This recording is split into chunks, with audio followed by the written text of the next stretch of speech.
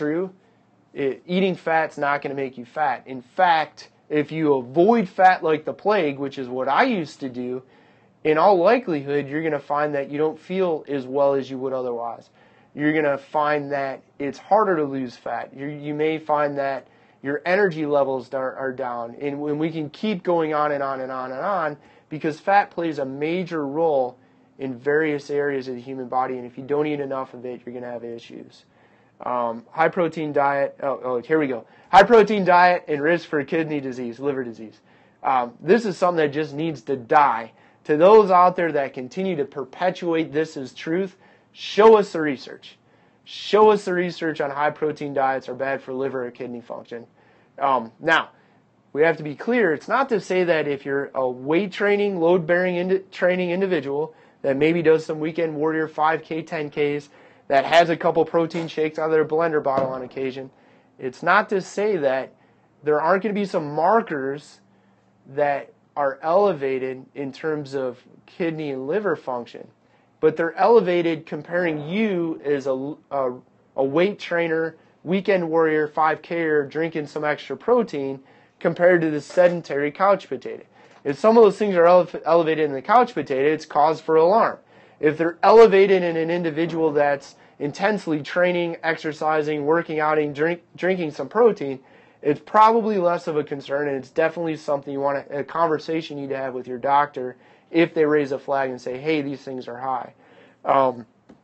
Dairy products high in fat, raising the risk of heart disease. First of all, dairy products. I had this conversation at the front counter of our training facility this morning with a member and a parent.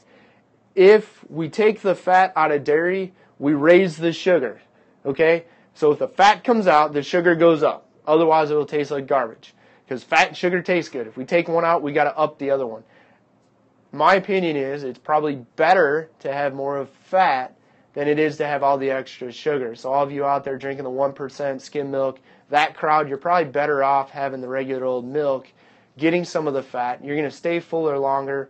You're not going to get as much sugar, maybe less of an impact on insulin and blood sugar, and on and on and on and on and on. And then when we look at the risk of heart disease, again, ironically, if you talk to people that were farmers back in the 50s and 60s, they ate whole eggs, they ate real butter, they drank whole milk, and we didn't have the epidemic levels of heart disease we have today. So if that doesn't paint a clear picture of what's going on with heart disease and its relation to high fat, because today we're low fat. Most people eating dairy are eating the lower fat kinds. I think it's, again, a stretch to blame the full-fat dairy products on elevated levels of heart disease. All calories are not created equal. We've talked about that in Eat by Color in our book. We talked about that in blog posts on eatbycolor.com. We've talked about it on Facebook. All calories are not created equal. Even talked about that yesterday here on Periscope. How so? Well, a calorie is a measure of energy. So that's, the first thing we need to talk about. The second thing we need to talk about is what really matters is the impact the calories have on the body. So if you eat 100 calories that are high in carbohydrates, especially processed carbs, we're going to get a dramatic increase in blood sugar. And with that, we're going to see an increase in insulin, which means we're not going to burn fat for energy. So one of the comparisons we use in seminars, webinars, and presentations is if you look at like the 100-calorie snack packs that are out there, they're 100 calories, low fat, high carb, compared to like a single serving of like the Chobani plain Greek yogurt. Both are 100 calories, way more sugar in the snack pack, little to no sugar in the yogurt, and a ton of protein in the yogurt. Those two products are going to have a very different impact on the human body, even though they're both 100 calories. So again, all calories are not created equal. Red meat and the risk of disease. Come on, really? We've been eating red meat for time immemorial. So now, is dairy, high fat, regular fat, dairy is the bad guy. The whole egg is the bad guy to get rid of the yolks. And red meat's the bad guy. Now, if you're eating red meat that comes out of a tube and it's 80-20 ground beef, that's probably not good for you. But if you're buying in almost every grocery chain today, and all of the any sizable butcher shop, butcher store, butcher market in your town is going to have a lower fat ground red meat. That's not all that bad for you. Even if you look, if we want to talk about saturated fat, it's not much higher if you're buying the lean sirloin, ground sirloin, compared to a chicken breast. Plus, red meat has things like B vitamins and iron, which you're not going to get much of, if any, in poultry. And B vitamins and iron play a major role in the production of red blood cells. Red blood cells carry oxygen, so they play a role in not only endurance, but they also play a role in your energy levels. So it's kind of hard to just kind of give red meat a black eye unless you're eating that 80-20 stuff out of a tube. Gluten-free, again, I don't even know where to start with that one. Are there some people that can't have gluten? Yes. Are there people with celiac disease?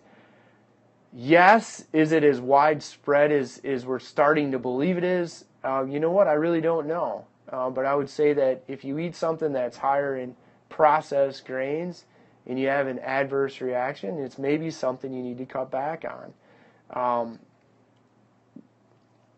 Let's see. Protein leaches calcium from the bones.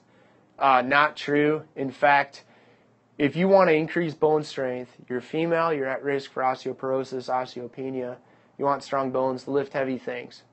And if you're weight training. And if you're weight training, you're going to need adequate amounts of protein to make sure you can recover from your workouts. And again, intense weight training or picking up heavy things and setting them down, it's going to do a lot to reduce the risk of osteoporosis and osteopenia. Low-carb diets are dangerous. Show me the data. They don't increase heart disease. Show me the data. In fact, I think most people that have done them have said they've been more successful with that approach to nutrition. And I can tell you, and again, we're not playing doctor here, we've had a lot of clients over the last 15 years that have actually come in and said that by following Eat by Color, which is a lower carb, moderate carb approach to nutrition, it's not a diet, it's a lifestyle and approach to nutrition you can do forever. They've come back and said, hey, cholesterol is better or perfect, triglycerides are better or perfect, fasted blood sugar is better or perfect. All these things are improved. So low-carb diets are not dangerous. No-carb diets, we can probably have a conversation about that. And by the way, low-carb diets are not ketogenic diets. All the knuckleheads out there saying, well, the chicken and broccoli crowd, that's not necessarily a ketogenic diet. In fact, chicken and broccoli means no fat. You need most of your calories to be coming from fat for it to be a ketogenic diet. But again, that's over the knuckleheads' heads. So, and we don't even need to get into how low do carb diets or how restricted do they have to be before they're dangerous.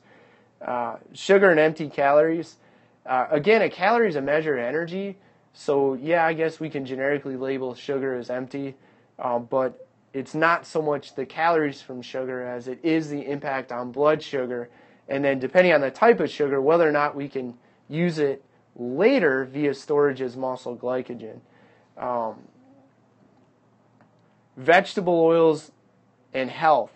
Most vegetable oils are high on omega-3 fat. And though it's not a saturated fat, it's not labeled a bad fat because it's not saturated, the vegetable fats tend to be very inflammatory.